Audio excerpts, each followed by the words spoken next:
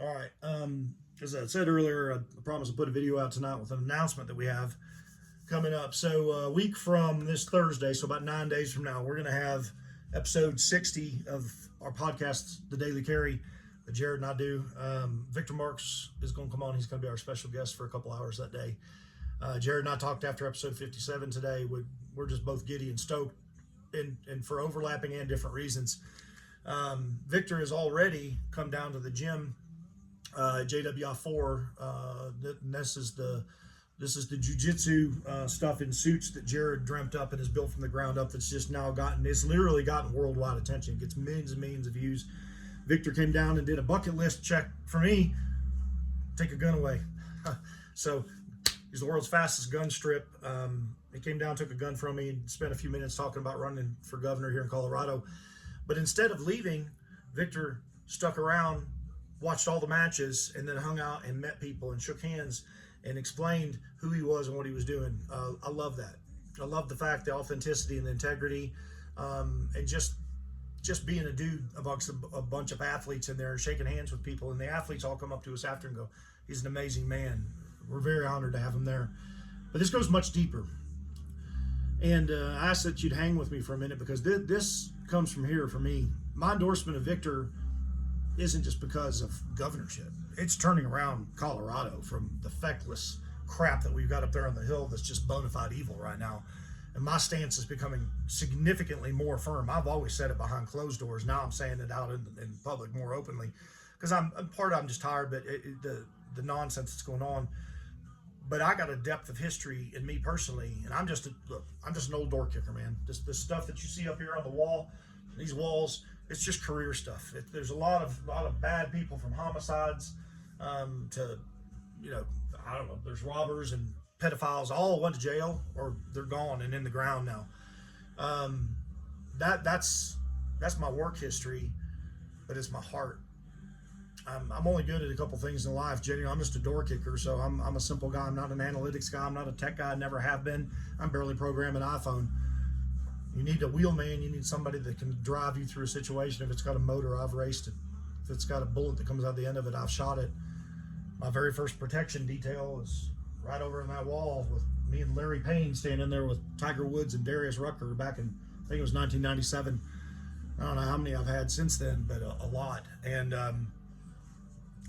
there's a history with a history with a history, but there's a story behind this stuff that, for me, my endorsement of Victor comes from 1983. I think I believe I was a freshman or sophomore in high school, and I was wayward, man.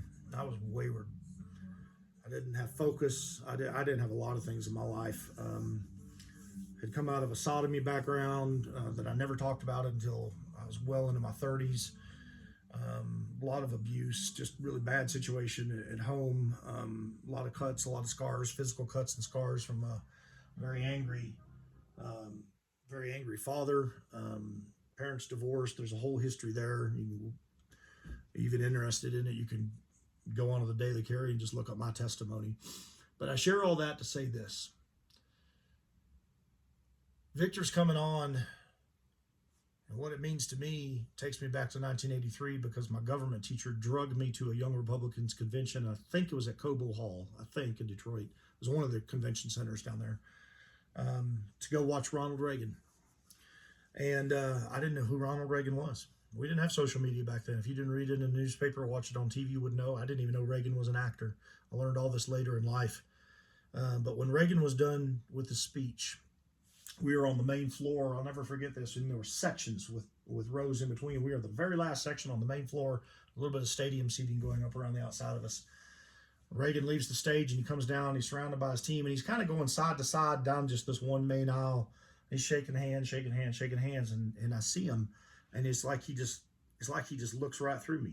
And I'm the last chair on the corner of the back of the main aisle, at the very back of the convention center.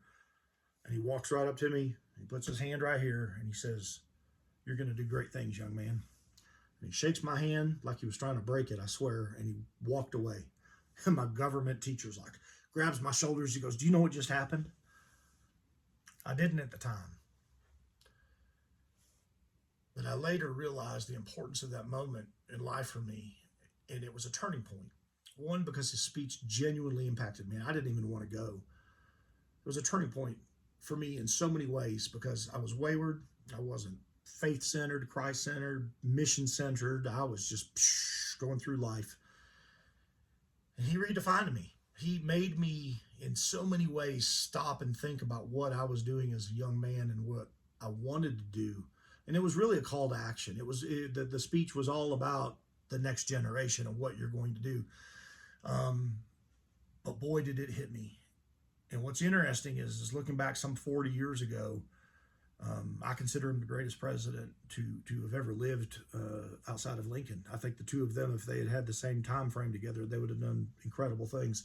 But what I loved about Reagan is that I later learned in life he was an outsider, and he came in, and when he won his second term, I think it was 49 of 50 states. I mean, it was just a landslide.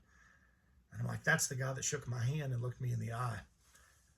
When I met Victor for the first time, met him a couple, 3 times now, I guess. When I met him the first time in person, I've been watching him for years. When he shook my hand, he looked at me like Reagan did. He looked right through me. And he grabbed my hand and he squeezed it. And it took me back 40 years ago. It was just standing there. We were at breakfast together, and I just looked at him and I'm like, man. And I'm a simple dude. I'm just a simple guy. I'm a door kicker. I'm a guy who chases people down. Knowing that we have that type of integrity running for the governorship here in Colorado compared to what we have up there right now was just bona fide evil. My heart was to speak out about it. And I didn't know necessarily how I was going to do it. And I said, you know what, I'm just going to do it because it's just the right thing to do. So my heart is in this thing. My support is behind Victor and his campaign. But it's what he did to save those children that matters the most for me. I want him to save Colorado to the best of his ability. He's going to have a hard uphill battle because he's going to be working with a bunch of boneheads up there on the hill. But at the end of the day, I believe he's the man for the fight. But it's for the kids, man. To me, it starts right there. Faith in kids, faith in kids, faith in kids, faith in kids.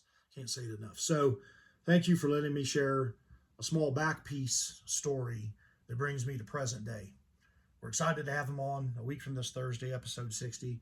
I'm genuinely excited because there's a connection therein for me because of his past, his history, his abuse, the things that happened were so visually overlaying for the things that I did and went through and had done to me as a kid, and how you grow out of that stuff and what you want to do with it as a man. And you want to be uncompromising and unapologetic when you go after this up here on this wall that says murder, pedophile ring, or whatever. I loved bringing those things down. So grateful to have the opportunity a week from Thursday to meet with Victor. Jared and I will be sitting down with him. So much, much, much more to come, but thank you for sticking with me. Peace out.